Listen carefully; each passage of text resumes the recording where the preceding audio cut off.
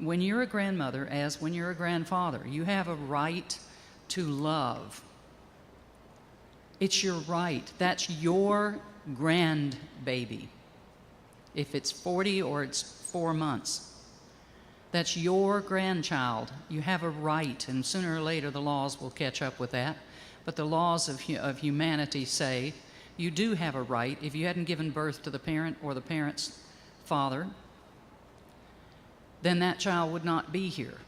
And it came through choosing your lineage. Our babies choose us before we ever come. My daughter is so funny. She just totally adores our chief and the family. She was virtually raised in the Starr family. And she often says, "Mom, I wish you hadn't driven that Volkswagen bus so fast."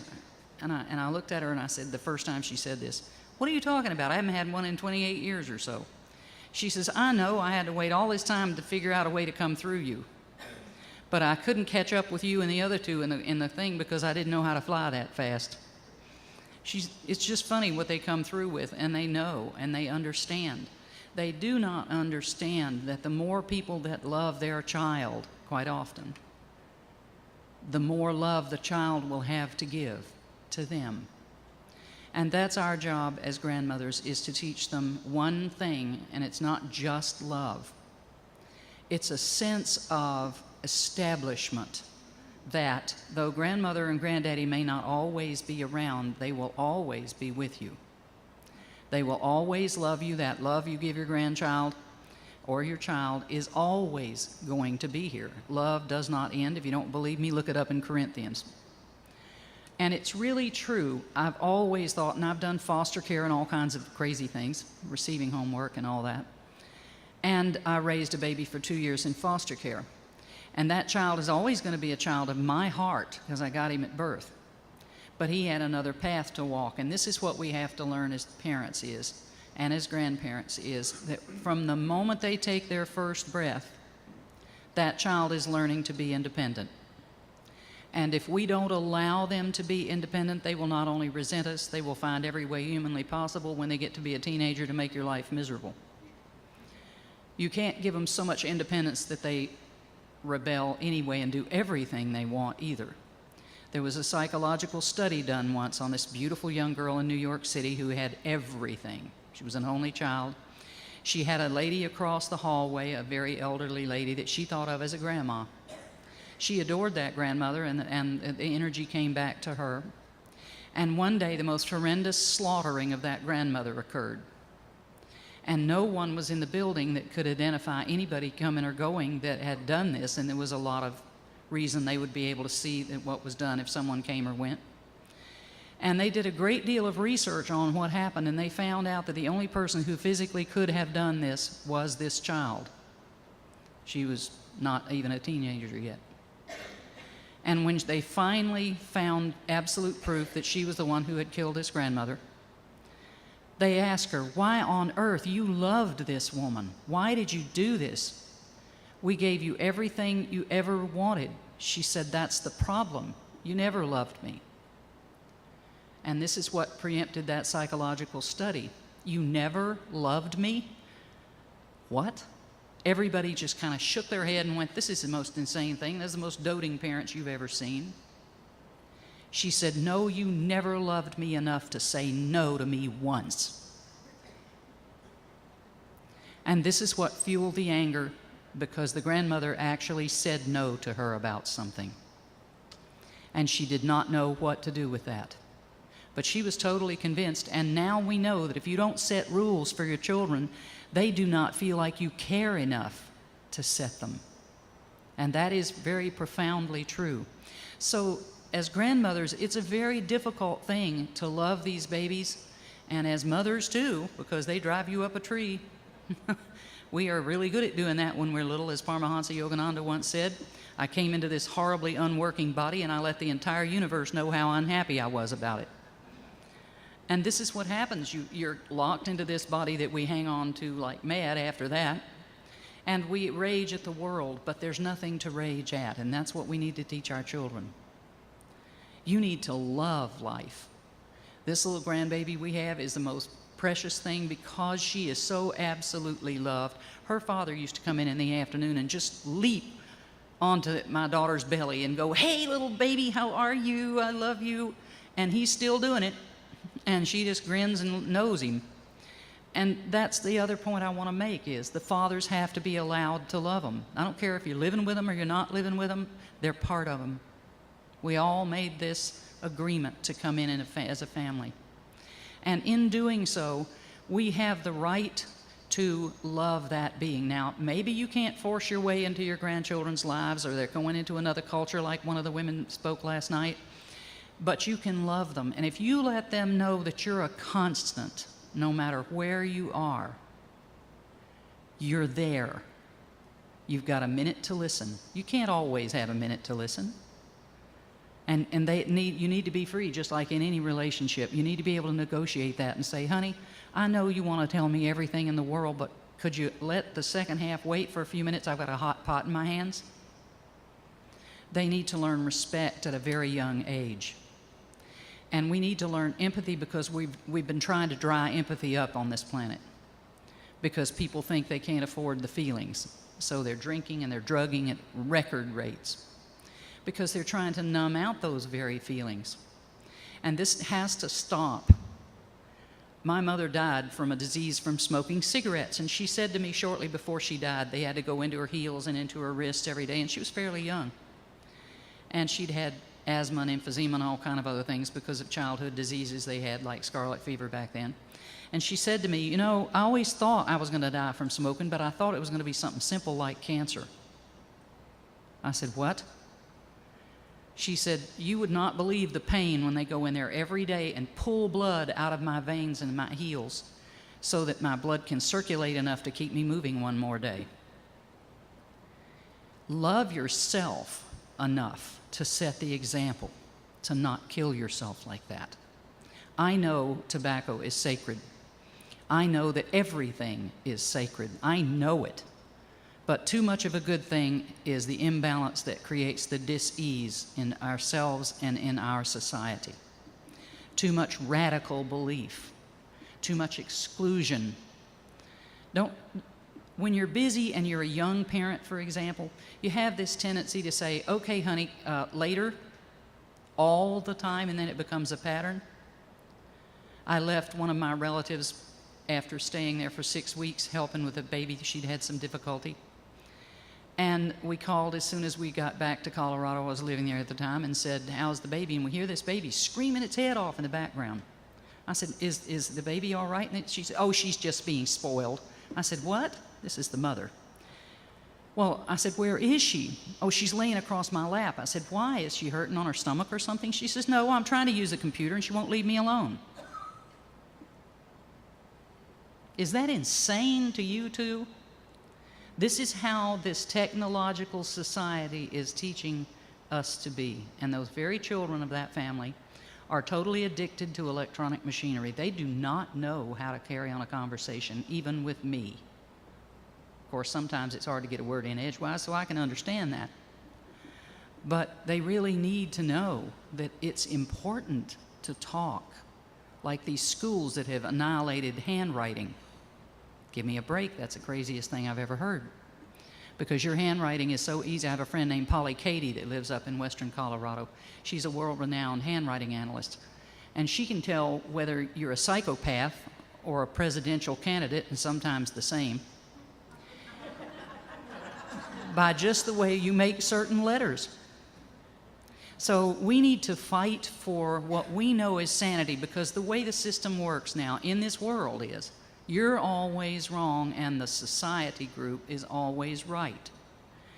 They're trying to tax us in California for the mileage we use on our cars because they're not getting enough money from the tax from all the gas our gas guzzlers used to use and aren't using now. Is that insane to you? These kind of things are what we need to teach our children. This is not normal. Everybody's scared. Quit being scared. There's nothing to be afraid of. We co-created this universe we're in, our world we're in, our body we're in, and we're in charge. We are in charge. And I can say that having been an abused alcoholic wife for a lot of years, where I would be backhanded if I spoke at all. I was 32 before my sister finally said to me, You know your gift of speech is your greatest talent. And up until that moment, I had been told little girls shouldn't be seen or even heard. Or I was told to shut up, you're just a woman. That was a lot of years back, but some of us in this age group know that one. And so what you may think is your greatest curse may turn out to be your greatest gift, because now I talk to people and help them heal because they can talk and listen. And I've learned a lot of procedures to help with that, and that's my entire intention in living, is to help us all heal. We've got to do that. This glamour of being abused, or this glamour of being persecuted, or somebody else in charge, we've co-created that. Ask yourself why. What restriction were you not allowing on yourself that you've co-created this other person or system to impose on you? And don't think of it as forever. It's for a few minutes, this imposition of authority, like schools. I heard some really crazy things about what schools are doing now, because the children are so out of hand at a young age, they just let them use their earphones and go away. That's the only way the teachers can control them. Teach the child to control itself. Empower a person to heal themselves. If you just walk up and tell somebody they're special just once in a while when they're little, even if you don't know them, they will remember that all of their lives, and it may be the only time they ever hear it. And that's what grandmothers are good at doing. I dare say that not a one of these grandmothers would walk down the end of an aisle in a grocery store and see somebody whipping on a kid and not just expect that to stop. I mean, I actually got in an argument once when I did that, because I became this very radical grandmother as soon as I got to be a grandmother. And there was this 13-year-old or 14-year-old girl back in the cereal aisle with her mother, and her mother's just slapping her back and forth. She's going, "Quit, Mom, I won't ask for it again." So I walked to the end of the aisle and I looked at her. And it's against the law in California to hit somebody anywhere except on their hiney with your hand, nothing else. Thank God. So I looked at her and I said, "Ma'am, do you realize that what you're doing is against the law?" Because she wasn't going to quit. She says very few precise words in my direction. And she said, "Yeah, and who's going to do anything about it?" I said, "I will. If you don't stop this very minute, you will stop. Do you want to keep that child?" And she looked at me really funny, and she swore a blue streak all the way out of the store, jerking her daughter by the arm. But for a moment, there was an energy interrupt.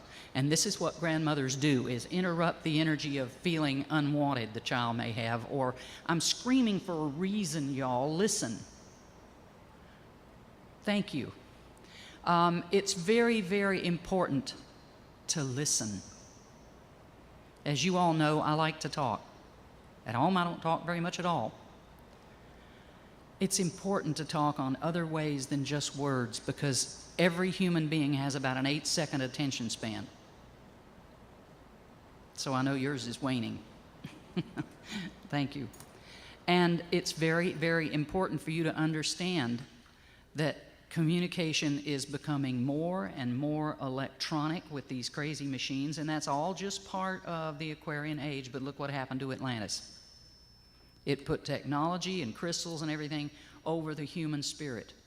And the Lemurians come along and say, "Oh, well, you got to listen to your heart." This has been the age's battle since creation. Listen to your head or your heart. Why don't you use both? Create that balance and help your children create it. Allow them permission to be who they are, not just a people pleaser or a get out of the wayer or a only grandmother loves you or only mother loves you. No, we all love you.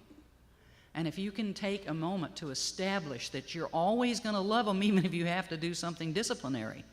I do not believe in physical discipline. I never raised a hand to my youngest child, who's 30, and she's the most loving mother you ever saw. It isn't necessary if you affirm their goodness from day one, and you thank them for things, and you appreciate what they do. Not just in a temporary, "Oh, that's a pretty picture" thing, but in a real way. Stop and look them in the eyes and say, "I love you," and mean it. And I'm looking you in the eyes saying, "I'm a grandmother and I love you all because you are just me sitting there from that side of the view at the moment."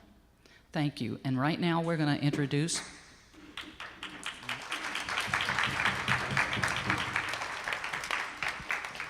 We're going to let the grandmothers say their name, where they're from, and nothing much more, because we want you all to have time to ask questions or even make statements, but let's keep it out of the ego realm. And that's important, because our artificial ego that says, oh, I'm important, listen to me, is a battle for all of us all the time. So there's so many grandmothers here. There's a bunch sitting in here now. So we honor all grandmothers, all grandfathers, fathers, mothers, children, and all relations, especially those in the spirit world that still love you. And I thought the other day somebody said, what are you going to die from, Gene? I said, I hope it's a heart attack like before, because you get out of here fast. And then I thought, well, wonder where I'll go. And then I suddenly realized that my beautiful German Shepherd would be waiting for me. My grandmother that raised me will be waiting. My grandmother that raised me in my mother's home will be waiting for me. And you know, you can't feel bad about going there. So don't fear death, live life, and be the person you're supposed to be at all ages. Hi, I'm Grandmother Yanahwe. I'm from New Mexico originally, land of enchantment, and I live here in beautiful Middle Tennessee now, and I'm honored to have all of you here. Thank you for coming.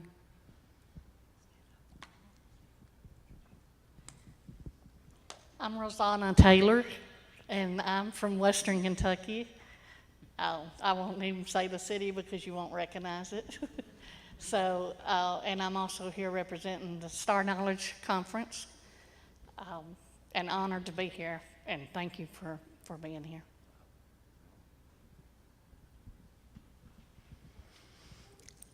I'm Marilee Clark, and Rosanna understates herself always.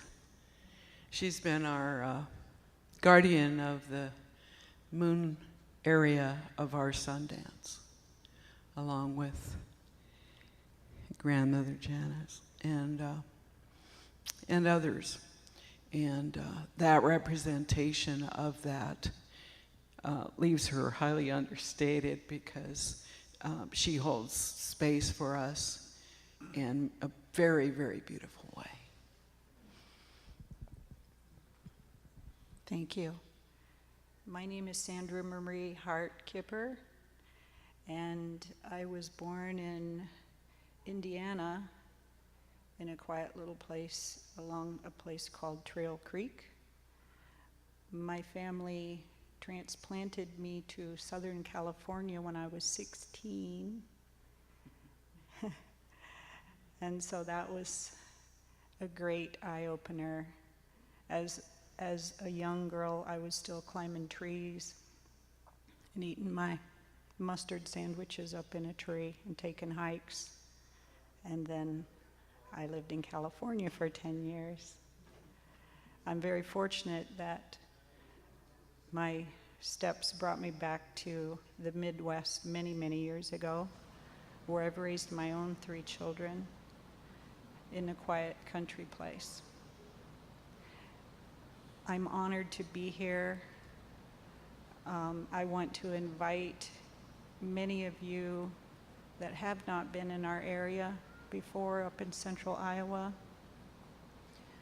We allow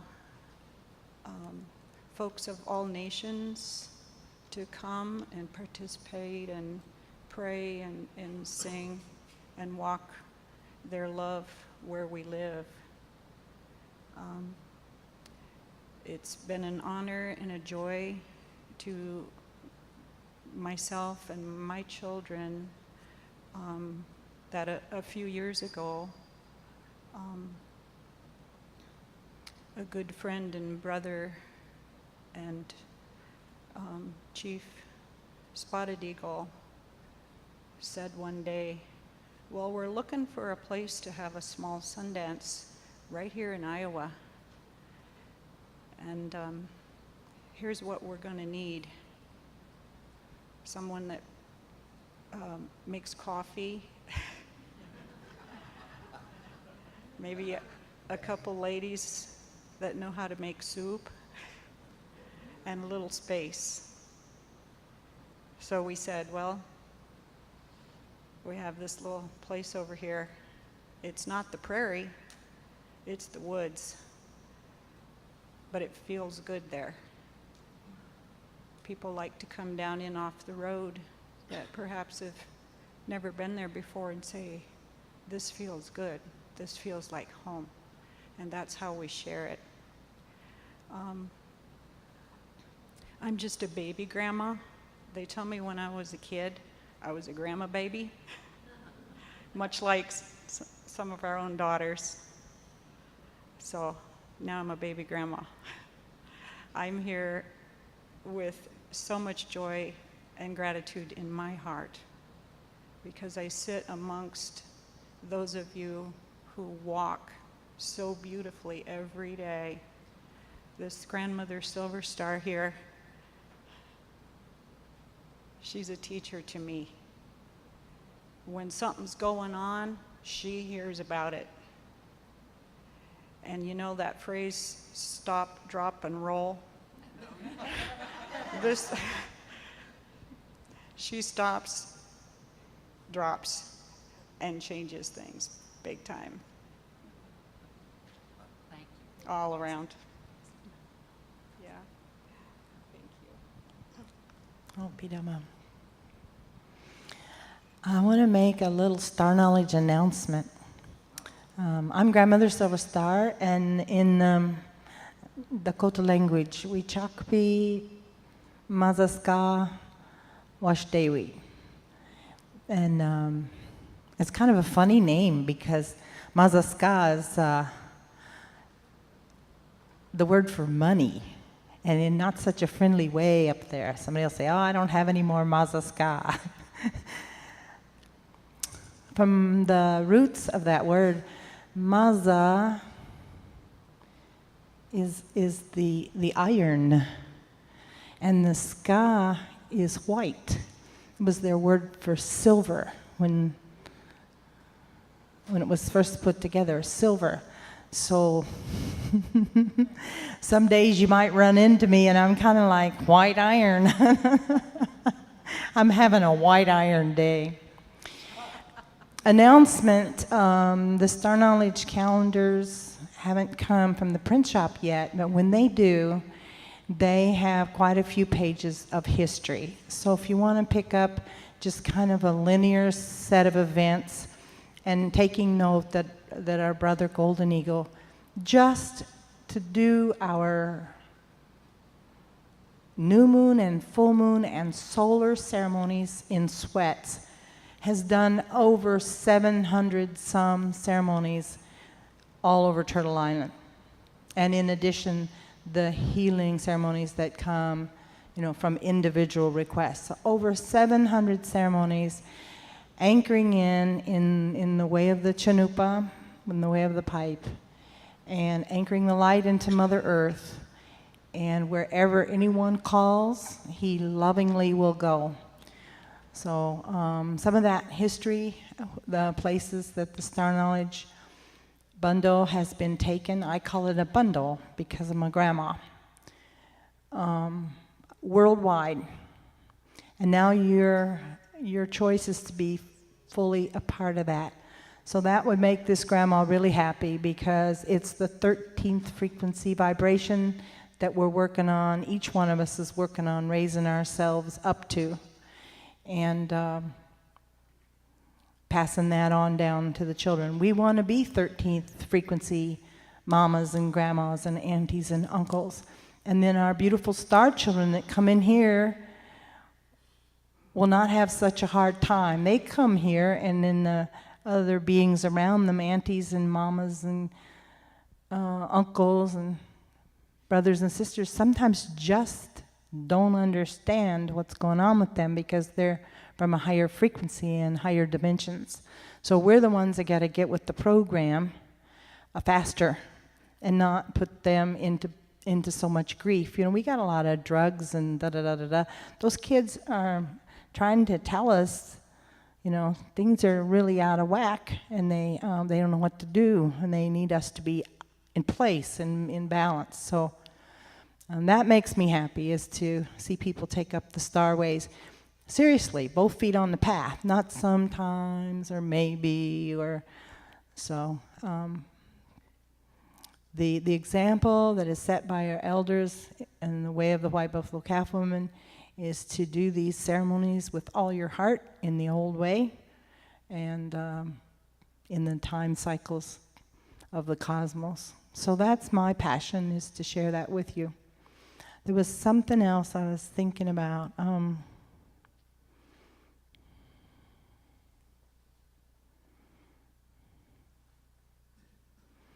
Well, it's grandma and grandfather, male-female balance within you. So if you're a male and you're working on your grandma, to become that balanced way. If you're a female, you're probably working on being balanced in your male. So each of us has that walk to attend to be a balanced male-female. So each one of us is a grandma and a grandpa. We usually use the terms male-female, but think of it a little bit deeper. Grandma and grandpa, your own grandma and grandpa self. So.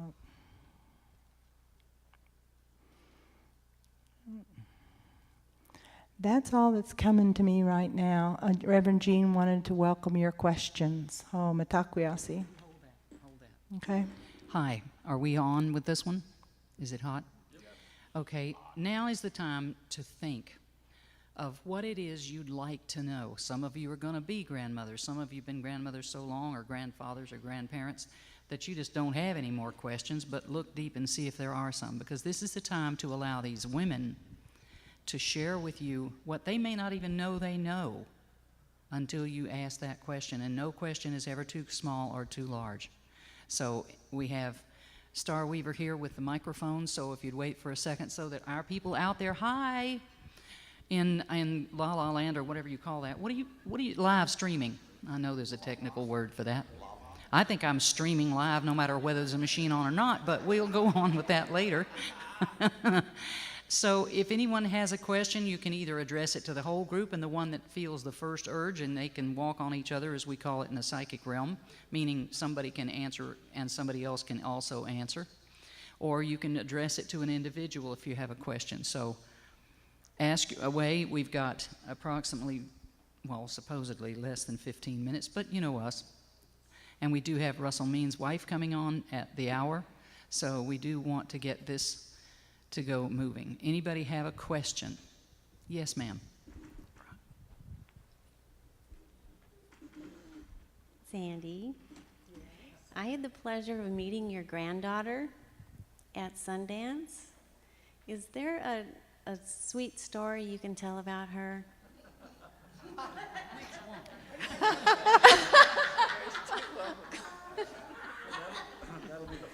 You must be talking about Linnea. She is, indeed. She looks surprised. A sweet story. She is a delightful little grandmother. Yes. The first story that comes to me is the knowing by a dear Unchi grandmother friend of mine, my Goodwill shopping buddy, and that's Mary Lightweaver. I believe it was the third year of Sundance on our land, and Chief Golden Light Eagle was, kind of conducting Sundances in other places, and then I met many of these grandmothers when they came that third year because of a kind of a change in our schedule, and so they came to our place.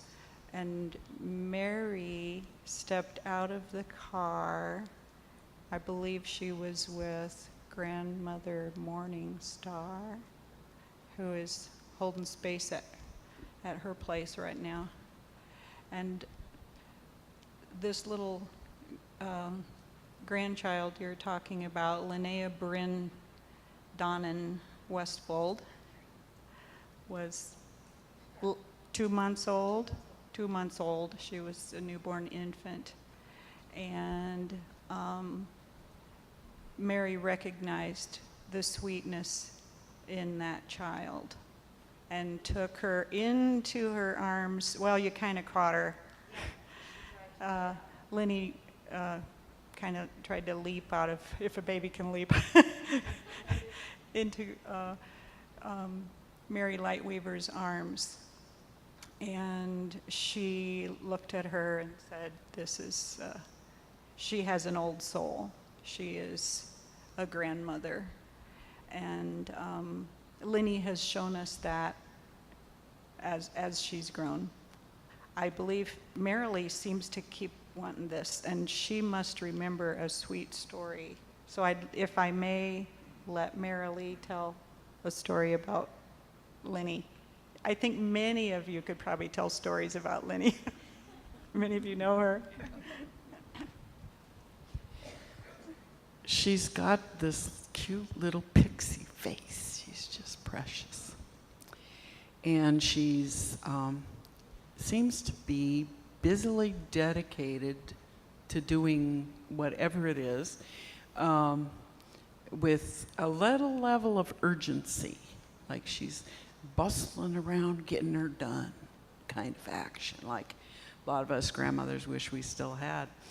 And she come bustling up to me with a few mulberries while I was walking down the lane, and she said, share these with me, they give you energy.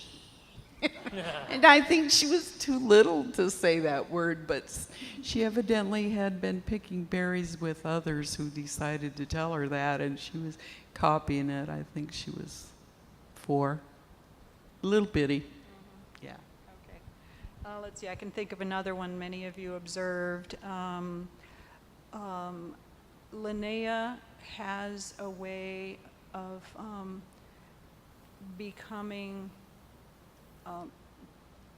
different to us as we observe her many times when she gets closer and closer to the arbor.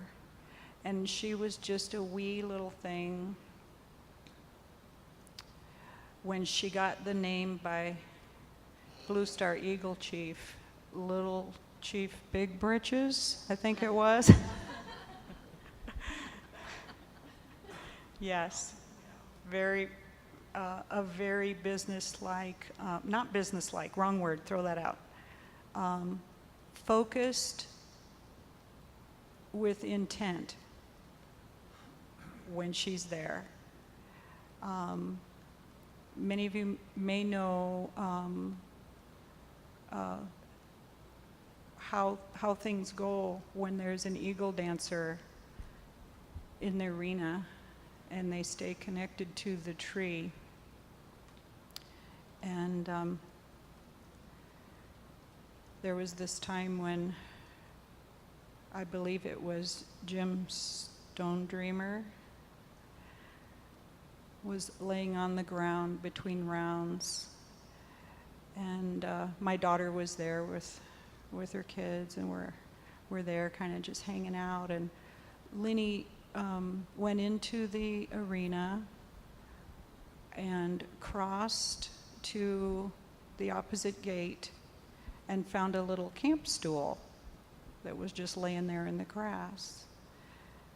And she was just puttering, doing what little kids do. She brought that stool into the arena and put it down by Jim Stone Dreamer's feet, and he put his feet up on that little stool. She walked out another gate and found a leaf or feather, something, and came back in, not a word to anybody, and handed that to him. Okay? And then there was something else. I don't remember what it was. But near her, okay, near the end of that break time, Corey wondered, what are we going to do? We need to get those things out of there. And that little girl went in on her own and carried that stool and flung it out the gate, walked in, got the feather, carried it, handed it over to someone else, and marched back out the south gate and became a little child again. It was beautiful. Thank you. We're running a little short if we want to do a ceremony to close, but I want to allow one person to make a question to one of the other grandmothers that hasn't answered one. So if we can do that quickly, you can do that because we... Yes. I don't know if you know who that lady is that's standing up, but she's our elder here. And she is absolutely incredible. Barbara Wolf does world healing meditations and has a prayer list back there that you can add world healing to. Well, I have a question to ask the grandmothers. You know how often we go into a restaurant and you've got people sitting nearby and they all have their cell phones on and all that, never talking to each other, just doing this thing. And so you know that the children are going to grow up having no experience with interacting with others on talking. So what I want to know is, what can you do to try to break that without them even realizing it? And I have a suggestion, and that is that when you see something like that, you just send them love, you know? Look at those lovely, lovely people, because it's energy, and therefore it has to be counted. But, well, I haven't tried that yet. But I wondered, grandmothers, you have any ideas? Some of you who didn't answer, would you stand up and take the mic? Take that one quickly. I actually encounter this often. I teach Yeah. parenting. Yeah, And this is one thing we talk about.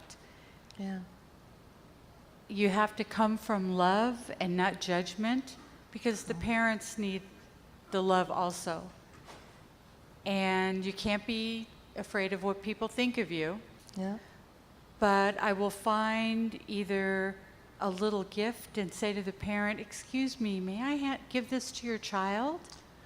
Or Yeah. I will say, I'll connect with the child and go, "Do you know the BB song?" And I'll start to sing a song. Yeah. What I connect with the child on some level that's Yeah. playful and loving. yeah.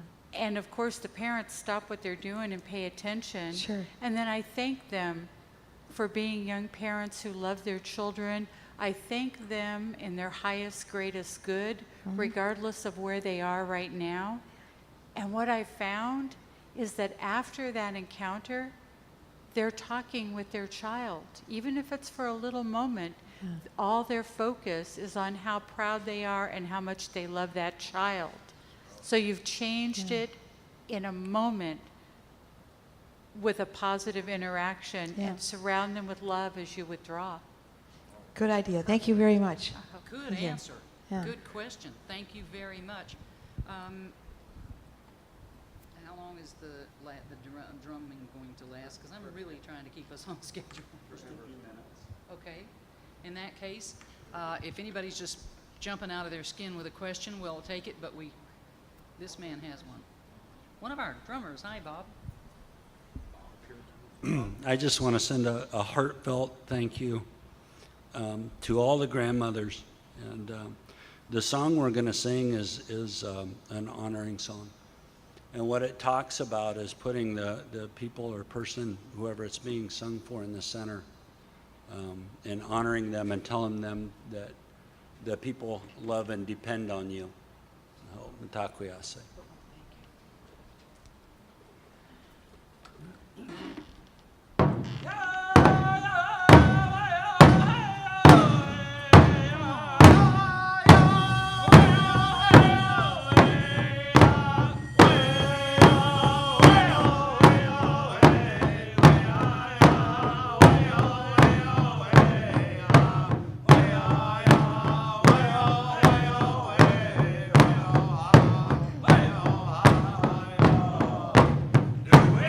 Take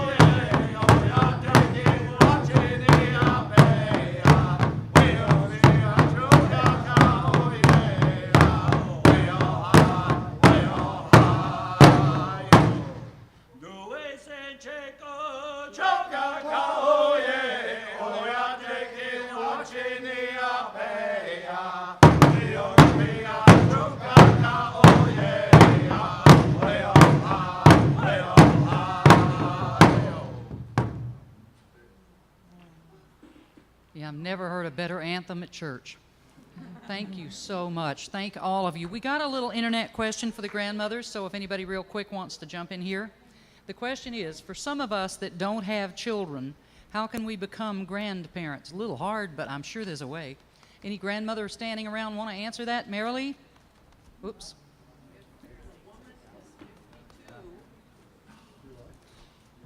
If the individual is 52 years old and has lived her life and is no longer cycling in a monthly way, she is a grandmother. She's lived a life, and she has lots to share. Let this grandmother speak for a minute. Oh, sister, very true. Absolutely. There's also a great need for those who are called with the grandmother spirit, big brothers and big sisters of America. There are foundations around the reservations, and believe it or not, there are volunteer places with foster programs that cry for grandmothers to volunteer to come spend a moment with these children and show them the way of their heart. So if you're called to volunteer as a grandmother Or grandfather? or a grandfather, Thank you. very important, please let Spirit guide you to fulfill that need within. Thank you very much.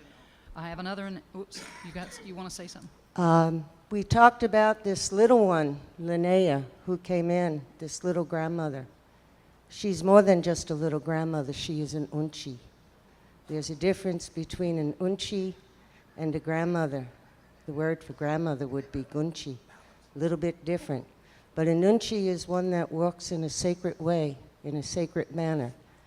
And even babies can be an unchi. A 9-year-old can be an unchi because of the way they walk and the spirit energy that walks with them. But grandmothers, when they've lived their life, we need them all, the grandmothers and the unchis. But little ones can be that too.